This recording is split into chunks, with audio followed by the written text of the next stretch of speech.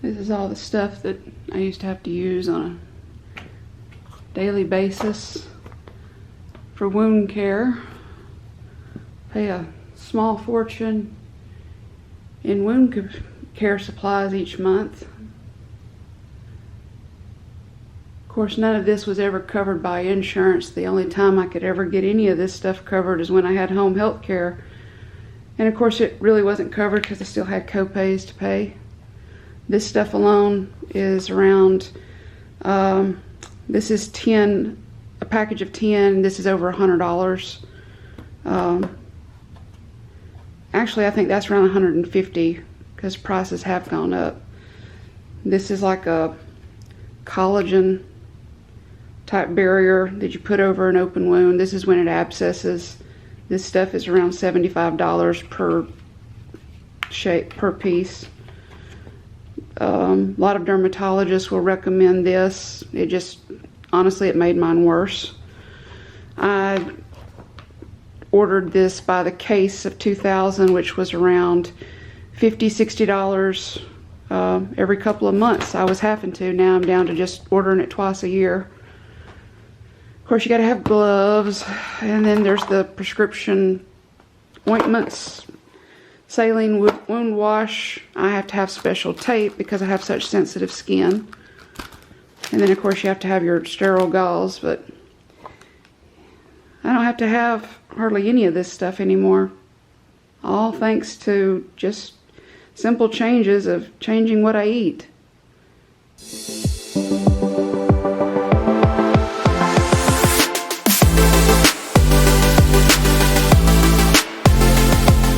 Hi everyone, my name is Lori. Welcome to the Keto Crafter.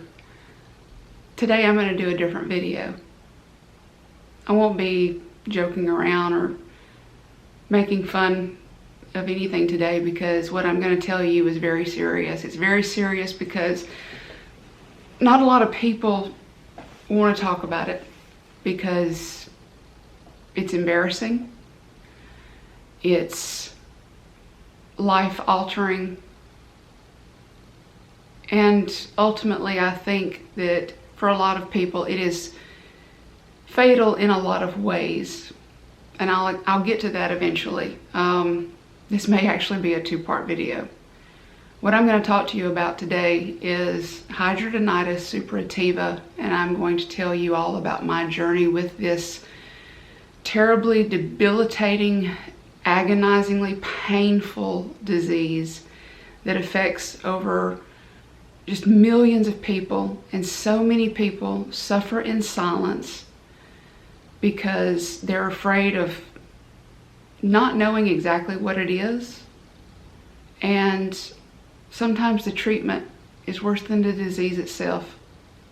Today I hope to educate whoever sees this video on what Hidradenitis Suppurativa is, what it isn't, and what I believe is a way to effectively control the number, frequency, and severity of flares.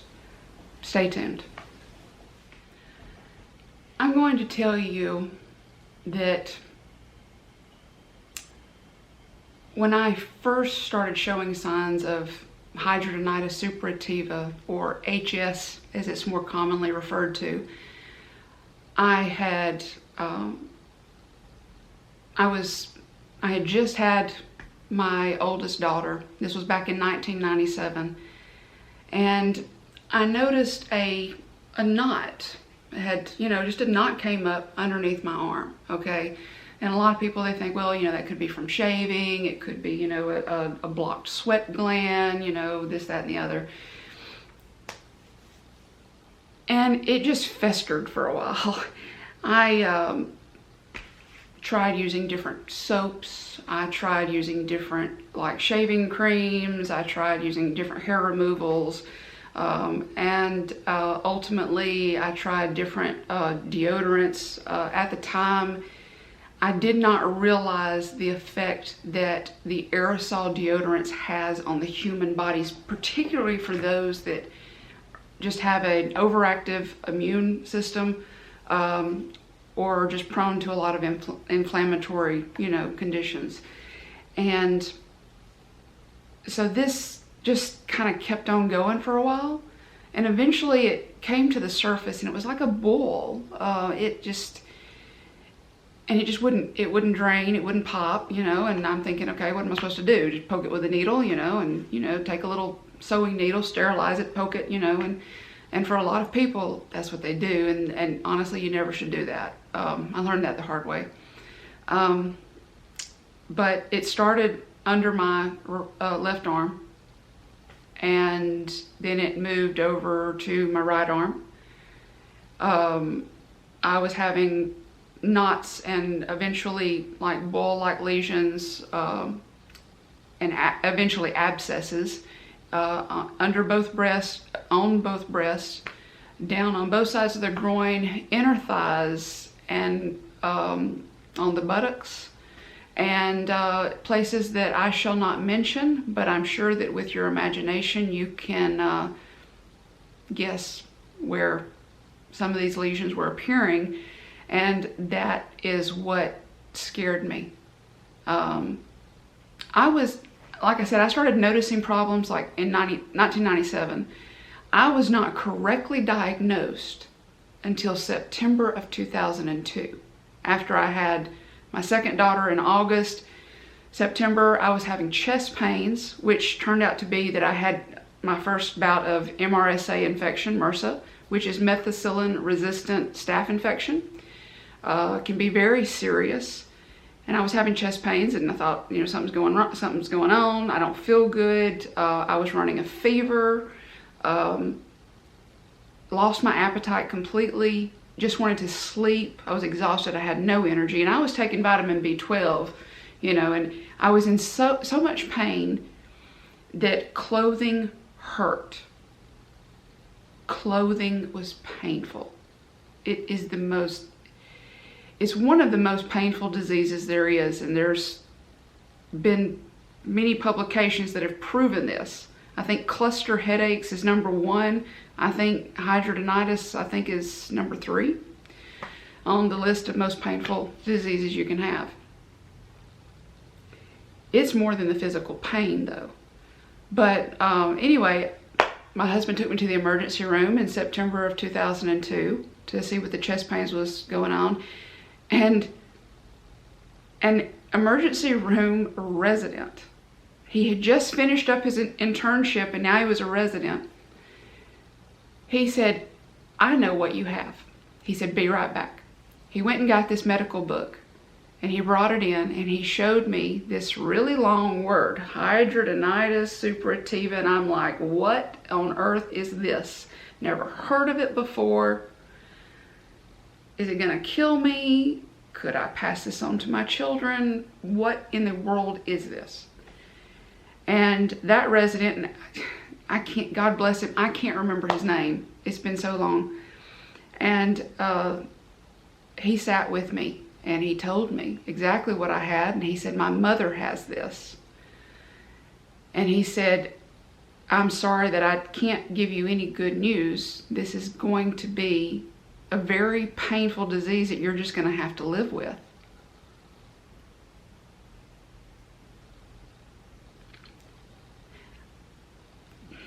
Sorry.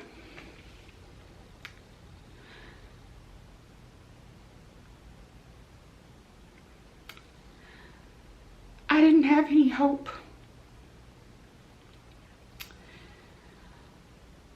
I had 3 beautiful children, a wonderful husband, and pretty much felt like my life was over. The more I read, the more I realized that, hey, I've got a death sentence. Because there was so much false information online at the time. There was so much false information. Now it's so much more accurate information, and there's more research being done now than before. There's still not enough. There's not enough awareness. You hear about cancer, you hear about diabetes, you hear about cerebral palsy, you hear about multiple sclerosis. Yes, these are all terrible, terrible diseases. You don't hear about HS. And for that reason, a lot of people refer to it as the hidden disease. As a matter of fact, HS USA, which used to be an organization that I think has crumbled, or either, well, you just never hear of them anymore. They had on the icon that they had created, the graphic, it said the hidden disease. I got involved almost immediately with HS USA. I wanted to help out. I wanted to raise awareness. I wanted to raise money for research. I wanted to find a cure. I didn't want this disease. And at the time, all they ever did, and even before I was diagnosed, this is another thing. You go to the emergency room and you have that, you know, under your arms or your groin or places that we don't like to talk about in civilized conversation. They'll tell you, well, you just need to bathe more. I was taking 2, 3, sometimes even 4 showers a day because I am a germaphobe by nature. I hate uncleanliness. So I was actually taking too many showers because I was drying out my skin, having to use lotions, creams. It was a circle, never-ending cycle of problems.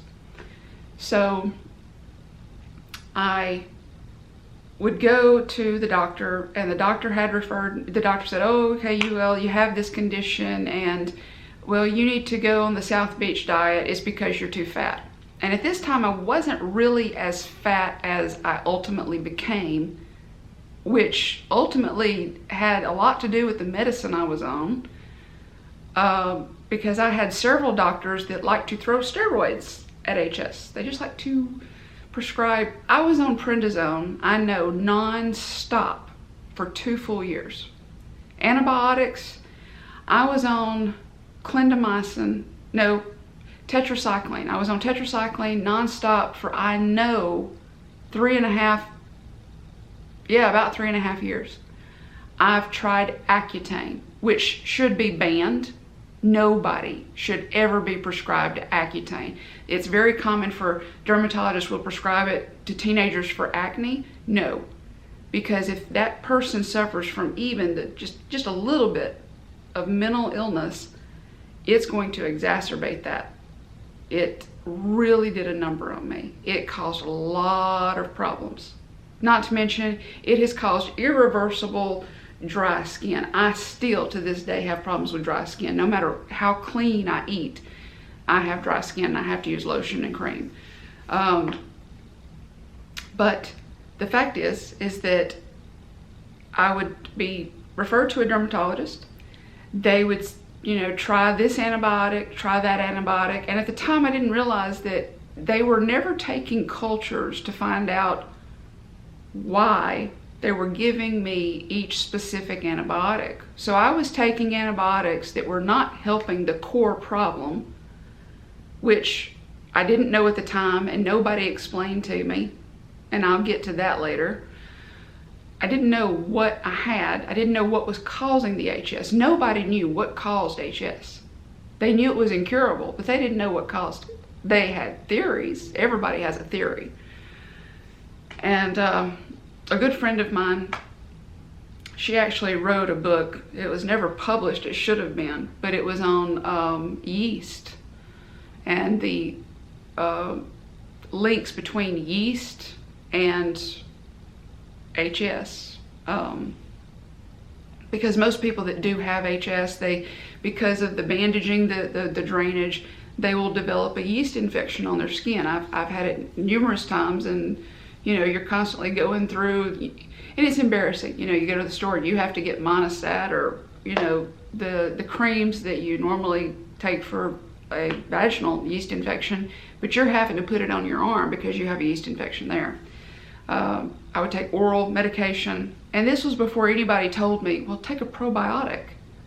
And that's the reason why I take the Saccharomyces boulardii, and I know I'm pronouncing that wrong, I'm sure, but it is the best probiotic to take for anybody that has to be on antibiotics for a while or has had years of antibiotic use, because you have to protect your gut health and you have to rid your body of that yeast, the candidiasis.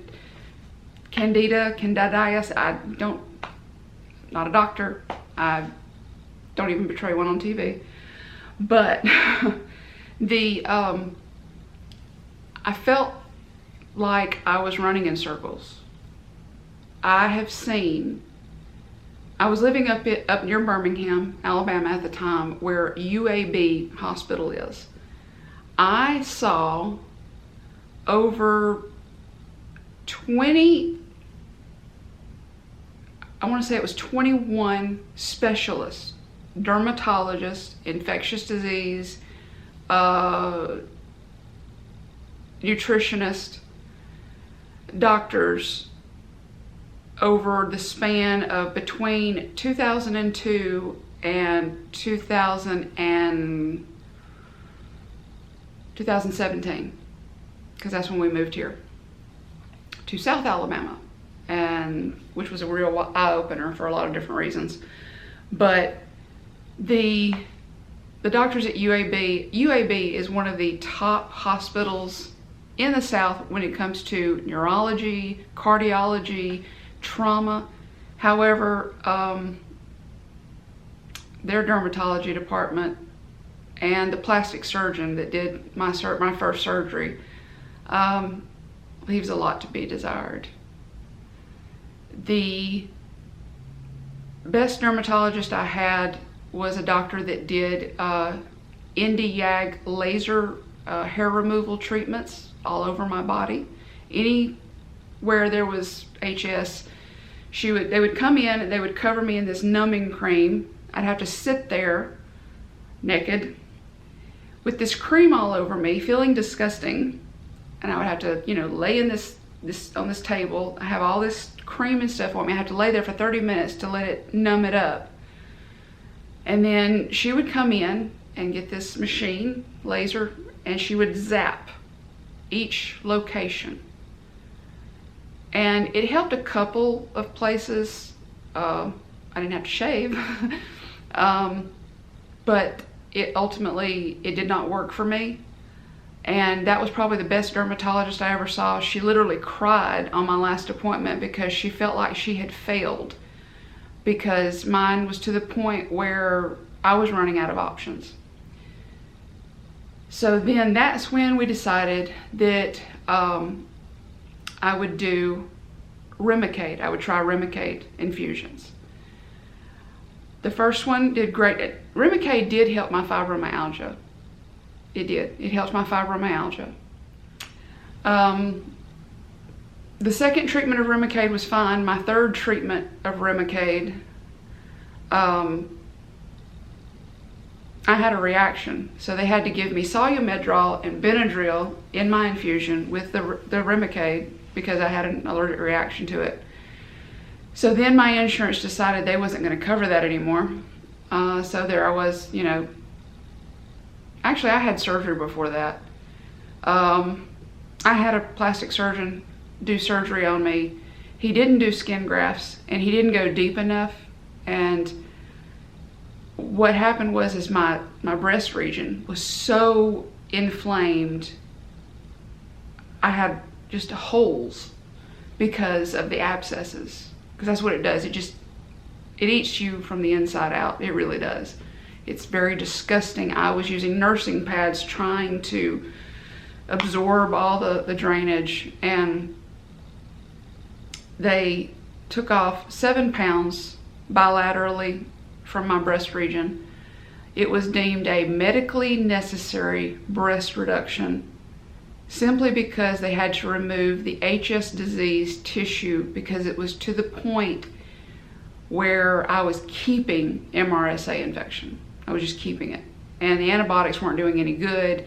And every time I turned around, I was developing allergic reactions to it. I actually have multiple drug allergy syndrome. So I'm allergic to a lot of antibiotics. There's 8 different drugs that I'm allergic to. So I have to be very careful. When I do get an infection, it usually requires either one, they'll give me clindamycin to try and calm it down, or either I have to get a port in a central line in for IV antibiotics. Not fun. The surgery was botched. He butchered me. I should have got an attorney. I should have sued him. I have severe nerve damage in my left breast. I can't feel anything. When you have a breast reduction, and I'm sorry if this is grotesque, but you need to hear what we go through. You do. If you want to be a supportive person, you need to hear what this disease can do, because you may know somebody that has this. You may know somebody that has it. They've never been properly diagnosed, and or either they've been diagnosed and you need to know why they can't do things with you all the time, or why they can't go out to dinner with you, or why they can't wear white. When you have a breast reduction, they essentially cut off your nipples and then they reattach them. Well, this crackpot of a surgeon, he didn't do a very good job on the left one. For starters, both of them are way too high. I'm very self-conscious about it. And the severe nerve damage, I can't feel anything in the left breast at all. A little pressure down, like around like up here, fine, but nothing. And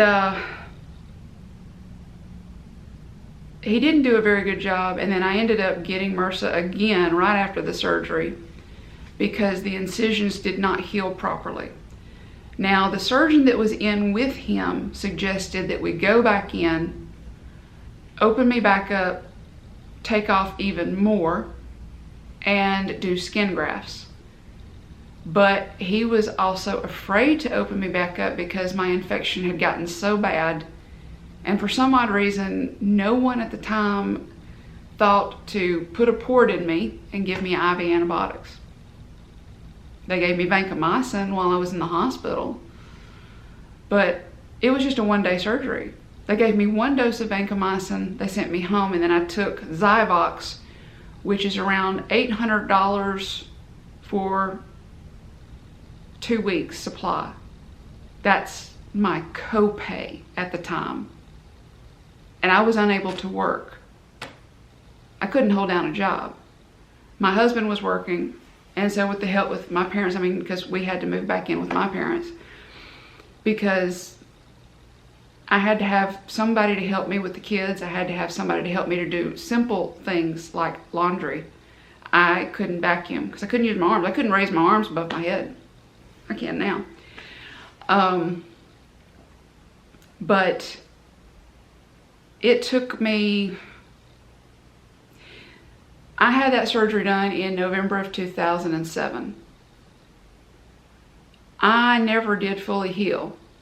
In December of 2017, this was after we had moved down here in October of 2017. We moved from the Birmingham area down to South Alabama. And wonderful surgeon at Flowers Hospital in Dothan did my surgery. Unfortunately, she didn't go deep enough, but I had a wound care doctor. His name is Dr. Douglas Duke. He's at Flowers Hospital. He's over the wound care. He saved my life in a lot of ways. He went in, he cleaned everything out, and he tried to put me on a wound vac. And what they did is they took out a lot from underneath this arm because it was so inflamed it would never fully close. And then he took out a huge hunk of just diseased tissue underneath my left breast that was still inflamed. It was still just open. And so we tried the wound vac. That didn't work out. So basically it was a year long of home health care. I had to have some IV antibiotics. I had wonderful home health care down here. I mean, fantastic, phenomenal.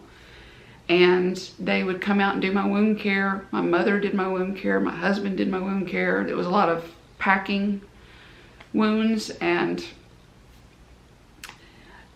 it healed up because Dr. Duke said, try to eat or drink as much protein as possible because protein is healing.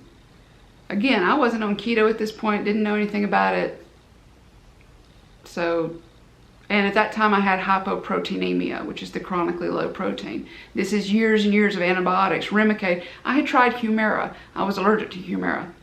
That's not a story I want to tell because that was bad. I was itching from head to toe. I was swelling up. Had to go into the emergency room, get a breathing treatment even. Needless to say, I came off of that real quick. Some people can take it, some people can't. But eventually, once I got to feeling better, I thought, okay, well, I have found a good medical team here in South Alabama. They worked together, they communicated, they knew what I didn't want, they knew that I had learned not to just take antibiotics for no reason. A lot of the lesions, the abscesses, will come back and they won't grow anything. They're sterile. But in my case, I was a carrier of MRSA. I still have it. It's dormant in my system. And whenever I have an infection, if I let it go, it activates the MRSA. And so I get sick again. I also developed a Pseudomonas aeruginosa infection, and they were concerned that it was going to go into my lungs. Very serious infection that could have potentially killed me. I mean, eventually. But again, IV antibiotics, in the central line, it helped take care of that.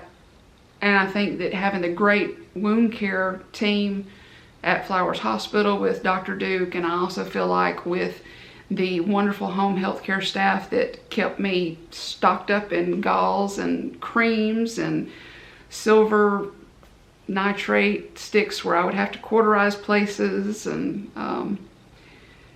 yeah, fun times.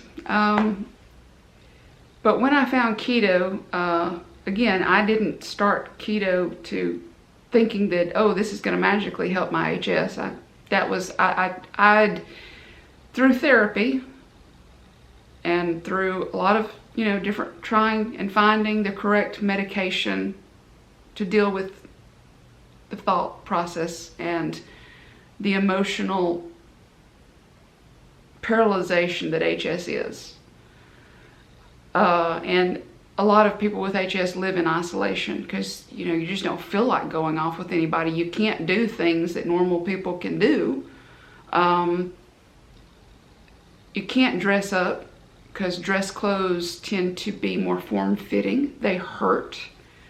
Even something as simple as going to church. I don't know about churches that you've been brought up in, or if you go, a lot of the churches that I'm familiar with, if you're not wearing a dress or if you're not wearing a casual suit, you've committed some sin. And, I feel like God sees you everywhere, even in your jeans and t-shirt, which is generally my wardrobe. If I have to dress up now, I don't go. I don't go anywhere that I have to dress up, because even now, I want to be comfortable wherever I'm at. And in order for me to be comfortable, that means wearing t-shirts that are actually larger than what I actually need. I mostly wear like a 3X t-shirt, even though I could probably fit in a 2X. I have a couple of 2X shirts, but I like the 3X ones. And even if I got down into like a medium shirt, I would still wear like a large or an extra large, because I don't like anything that's form-fitting. Because if you wear tight clothing and try to constrict airflow, HS is going to show up in the places that wherever there's skin-to-skin contact. Now, what I know now, and I've learned from Dr. Ken Berry, and I've learned from reading Dr. Benjamin Bickman's book, Why We Get Sick, is that insulin resistance, even if if you've never had a problem with blood sugars, your glucose is not the same as insulin resistance. Insulin resistance is where your body does not, it either puts out too much insulin or not enough, and Most people, according to Dr. Bickman, and I don't know because, again, not a doctor, have some form of insulin resistance. It's all about the way, controlling your insulin levels in your blood. And again, no dermatologist ever said anything about this. My nutritionist actually put me on a low-fat, whole grain. He wanted me to eat quinoa. He wanted me to eat fish, chicken, turkey, limit my red meat, have turkey bacon. Nope. So I ended up just progressively gaining weight. Just gaining weight. That's all I knew how to do, was gain weight. And I really wasn't eating that much. I was just eating the wrong things. I was eating a lot of bread. I was eating, whole grain bread, but bread. I would go to the health food store and get the seed bread, the whole grains, Ezekiel bread.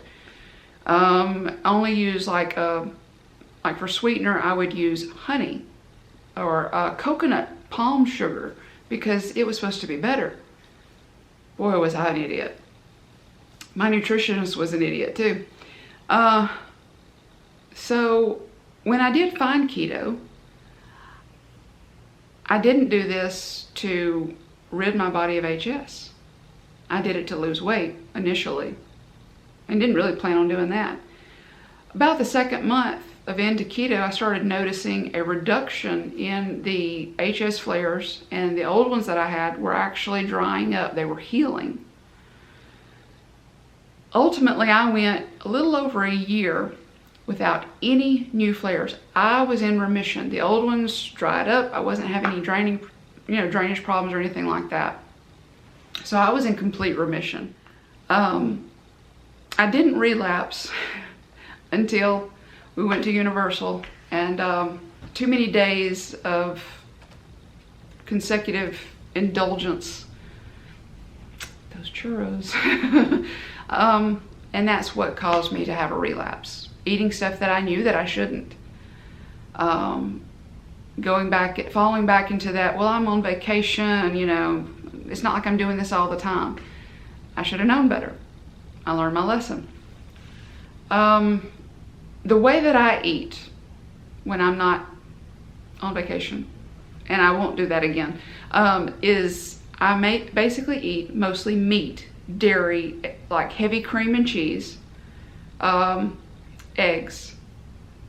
I eat some fish. I don't eat any breads. If I make waffles or like pancakes or anything, it's using keto chow. Now, you don't necessarily have to. I just find that this is a nice bridge for me because there's so much that I can do with keto chow. It satisfies like a sweet tooth. It gives me vitamins and minerals that my body needs. It gives me protein. And it's just delicious. So I do like that. And then I try, if I do have a treat, I try to find something that has the cleanest ingredients, unless I make it myself, which I do a lot of. However, and this is what I'm planning on doing. Right now, I still have some coconut flour and some almond flour. And, but I am hoping to get rid of even more inflammation. Because now that I've relapsed, and I still have problems with the right underarm, and it is healing because I had a round of antibiotics, and that's another thing. When you first get HS, and especially when you have the drainage, you have this terrible odor. I mean, it's a very bad odor, and so you get self-conscious about that. So that's another reason why you don't want to be around people, because you're afraid that you stink, and you stink. There's no denying it. It's a horrible odor. It smells like rotting flesh, that moldy cheese. It's just god awful. It's terrible. And so when you take that, you combine that with the pain and the isolation, you're gonna suffer with depression. There's no ifs, ands, or buts about it. But an herbalist that I was working with several years ago had told me to take chlorophyll and that I wouldn't have to use deodorant. And I was like, well, you're crazy. Started taking chlorophyll, didn't have to use deodorant. I was noticing the odor was just not there, unless I had an infection. So now I know that if I get that little, just a slight hint of that odor, I know I've got an active infection. I know that I need to go to the doctor and say, hey, something's going on. What are we gonna do about it? And my doctor's like, okay, let's get on this. And that's one thing. If you have a doctor that will not listen to you, that thinks they know everything, when they don't, because nobody does, it's time to find a new doctor. I learned that the hard way. Do not settle. You deserve to have someone in your corner that will listen to you and your concerns, will answer your questions. I'm not talking about a doctor that comes into the exam room for 5 minutes, takes a look at you, tells you you're fat, tells you you need to bathe, makes you feel like, you know what, pardon my language, but there's no other way to say it, it makes you feel like shit. Pardon my language. I'm sorry, but it's the truth. There's no other way of saying it. They make you feel like you are worthless. They make you feel like you do not deserve to breathe oxygen. It's appalling. It's appalling what people with this disease have to go through. So if you're able to find a good doctor, my Lord, stick with them. And there are HS clinics that are opening up. There's some in North Carolina. I think that there's some up in Michigan. I don't know where else. I think there's like one down in Florida as well, where there are HS specialists. Now, I don't know what they're doing, because I found that being in the HS support groups on Facebook, and mind you that they're full of wonderful people. I have made some amazing friends there.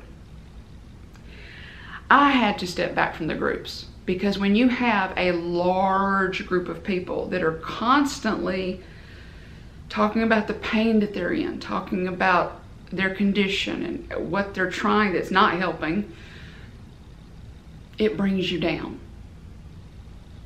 And I don't want to say that they're a negative group of people, because there's no way to be positive about this disease. There's just really not. But there's not a whole lot of hope given in those support groups, which is sad. There is support, but there's not a lot of hope given.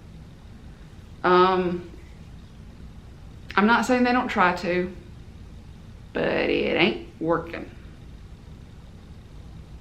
It wasn't working for me. I found that it was more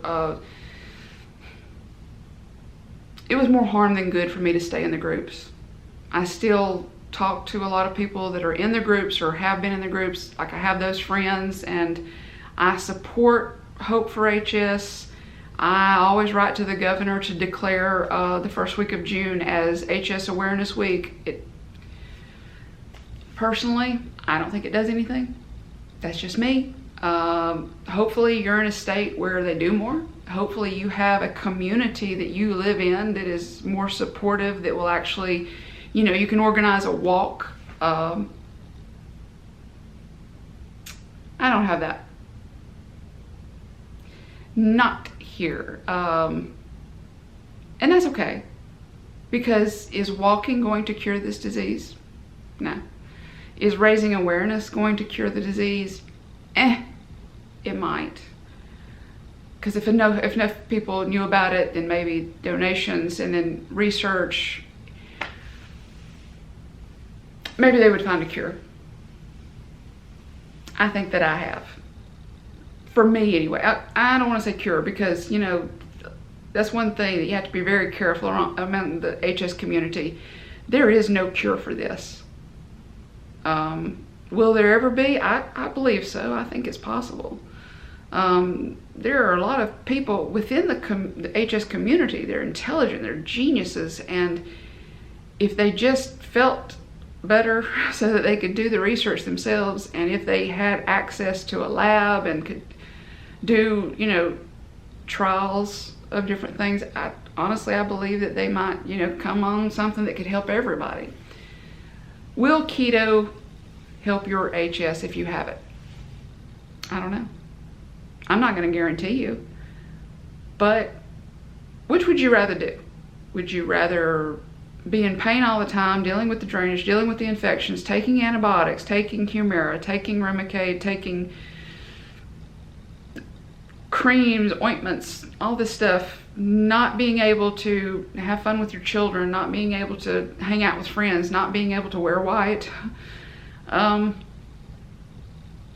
Would you rather do that? Or would you rather try to do something that could help your HS, could even put you in remission, and could possibly make it to where you wouldn't suffer any of the side effects caused by medications? Because the medications cause side effects. The medications that are prescribed for HS, they cause digestive issues, they cause anemia, they cause more insulin resistance, they cause, I have a good friend that just has terrible gastroparesis.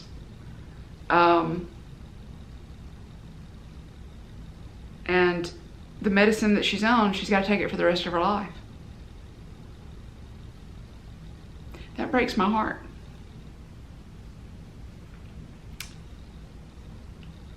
I have a friend that, no, you know what really breaks my heart?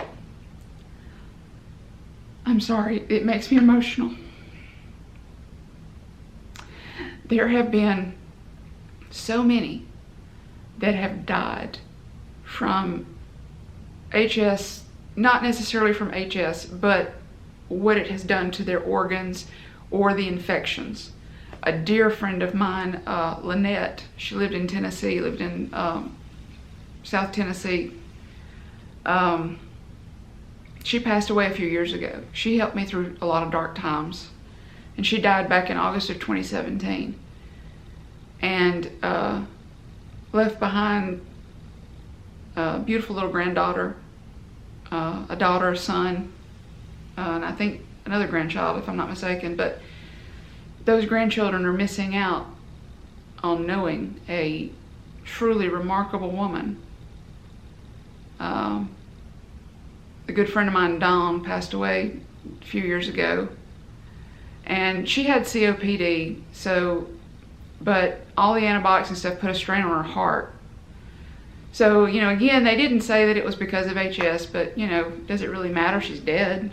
I mean, it really doesn't matter what you die from if you're dead, and you're dead before your time, really. That breaks my heart. And it's scary. It's scary because you're always wondering, is this the infection that's going to take me out? Because I felt like that in, well, I think it was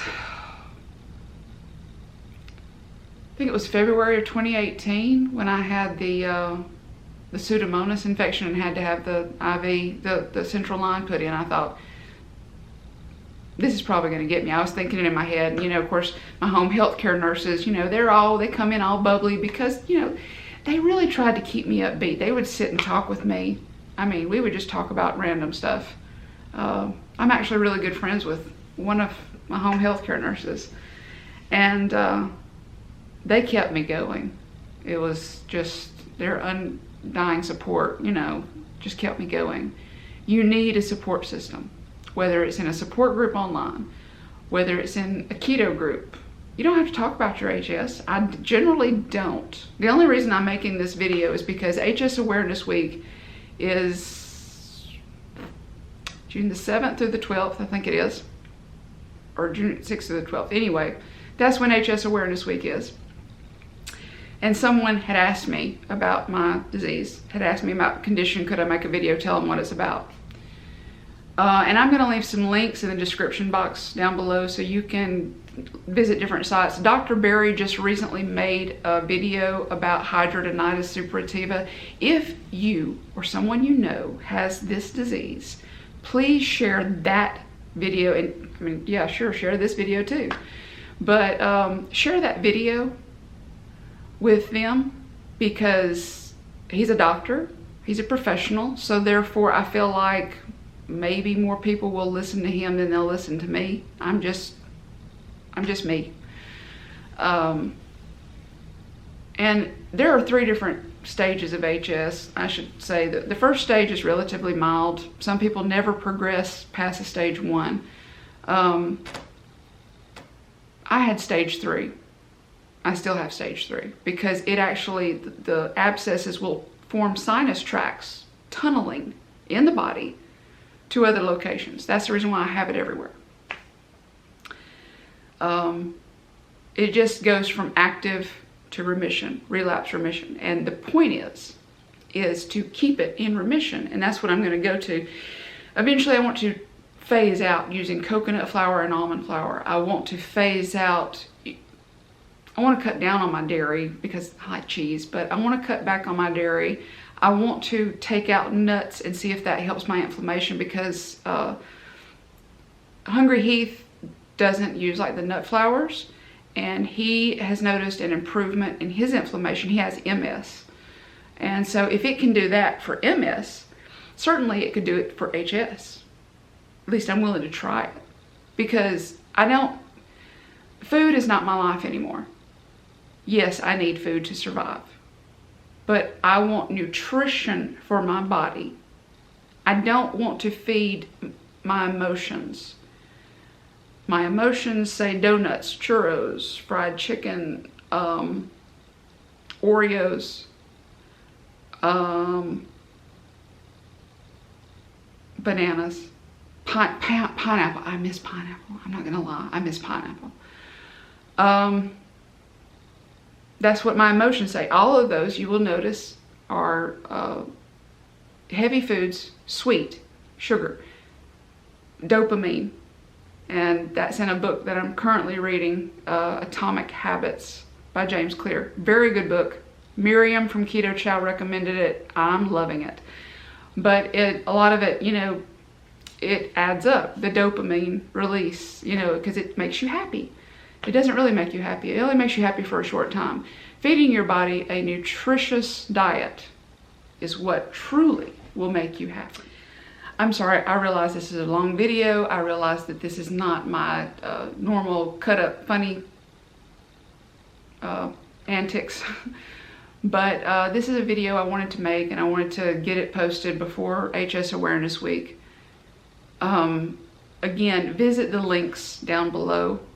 Watch Dr. Berry's video. Dr. Berry's video also has some images of what HS looks like. I am not posting my pictures. I did in the beginning when I would join the HS groups. However, I am going to tell you not to do that. The reason being is that if you ever file for disability, you need to keep a diary of a photo library of pictures from different points in time of the progression of the disease. That will help your case. And I am disabled.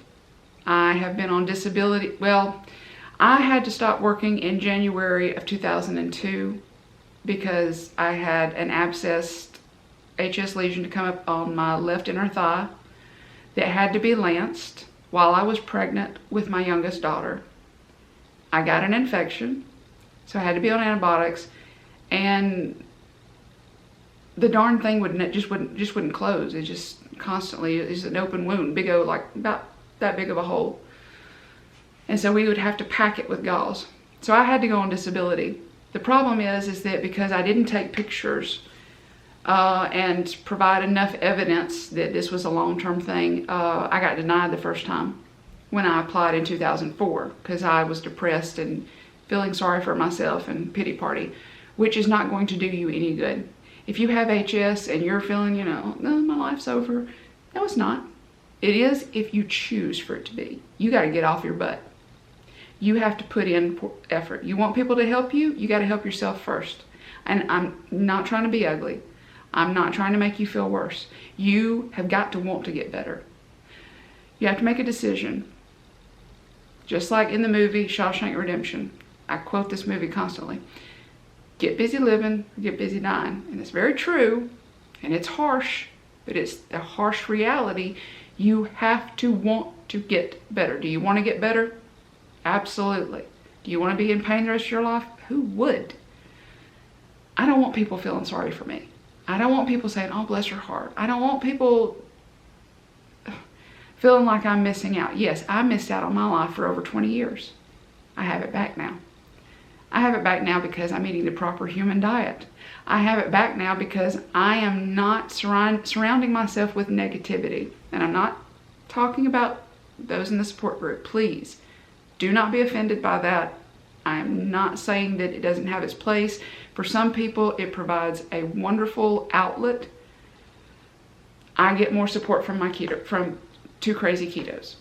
And I don't talk about my health all the time, but I do get support from them. If I have a feeling that if I went into the 2 Crazy Ketos family group today, and if I posted, hey, I'm not feeling great, I've got a place underneath my arm that is bothering me, or I've got a place in my inner thigh that's bugging me, I just need to talk to somebody. I guarantee you that I would either have 2 or 3 people to message me and say, here's my phone number, give me a call. Or I would have somebody that would just chat with me, online. That is true support. Sometimes you need somebody that doesn't have the disease to be your support. I don't need for people that don't have HS to try to understand. I don't want you to understand.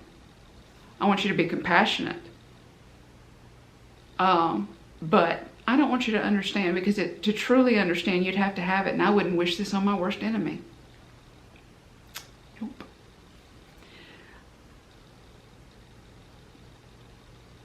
HS can be genetic. My oldest son has HS. He's fixing to be 28, I think it is, years old, and he has HS. He got it from me. It's not contagious. It's just hereditary. It's genetic. It's in his DNA.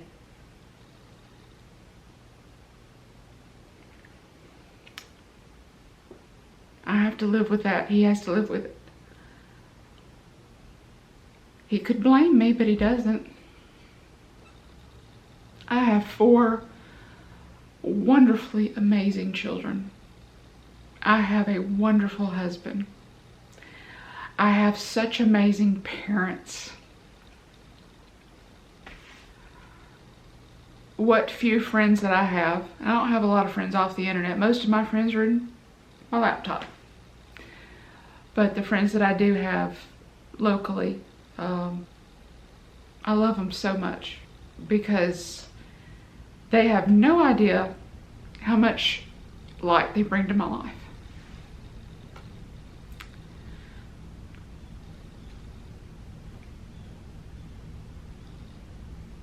Every Thursday night, I turn on Joe and Rachel.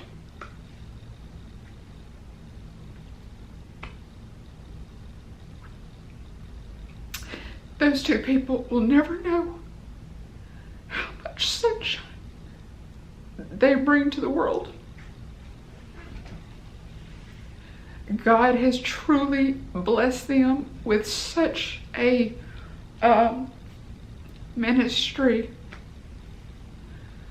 They're encouraging, they're uplifting, they're supportive, and so many other people too.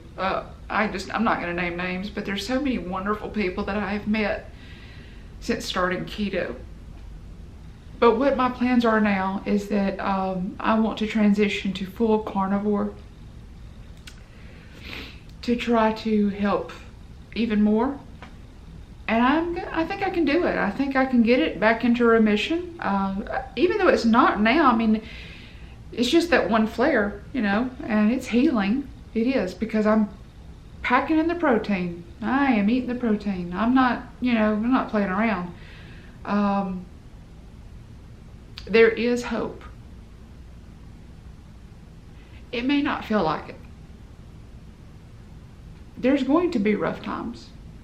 Even if, even when I was in remission, I wasn't so unrealistic that I thought, hey, I'm going to be fine now. I'm never going to have another flare. I knew that eventually it was bound to happen, but I was going on the idea that maybe it won't. Hopefully it won't. You pray for healing. Proper human diet is healing. Get rid of the sugar. Get rid of the grains. Get rid of the bread. Eat meat. If you're going to have vegetables, eat green leafy vegetables like cabbage, kale, spinach, broccoli. Try to stay away from nightshade vegetables because they cause inflammation. Try to limit your dairy. You may be sensitive to dairy and you might have to cut it out completely. And that's the harsh reality of it. Try to keep active. HS is not caused by obesity. Obesity does exacerbate it. It really does. It makes it worse. Try to be as active as you can. It's going to hurt. It's going to hurt like hell. But you need to try and stay as active as possible. Do not give up. You are worth something to someone. You're worth more than you realize. So do not give up. You can have a day. You need to cry it out. Hey, nothing wrong with that. You need to vent it out. Okay, yeah, having a bad day. Don't stay in that pit. Climb out of it. Do something about it. You can. It's achievable. You can do something about it. You don't have to rely on all these medications that these crackpots are prescribing because they're getting kickbacks. And that's the truth. They're getting kickbacks. The more people they prescribe Humira, the more money that's going into their bank account. You're paying for their BMW, paying for their house. They're living a lot better than you or I. That's the truth. Hey, look, there are some doctors that are truly for their patients. There are some doctors that are doing it just for the money.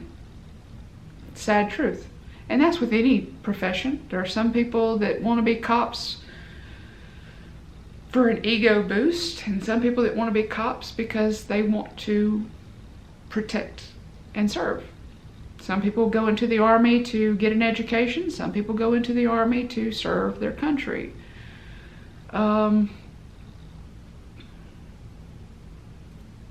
HS does not define me anymore. I have HS. I'll always have HS. Whether it goes into remission and stays there, I'm still going to have it, I suffer with HS. I take that back. I don't suffer with it anymore because I don't let it control my life.